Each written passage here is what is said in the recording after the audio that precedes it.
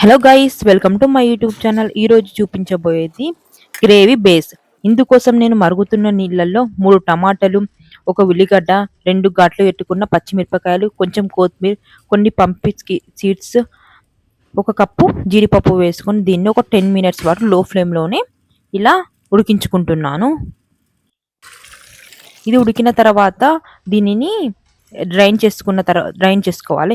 ఇది కొంచెం చల్లారిన తర్వాత దీనిని మంచిగా మిక్సీ పట్టుకోవాలి. మెత్తగా ఈ విధంగా వచ్చేటట్టు మిక్సీ పట్టుకోవాలి.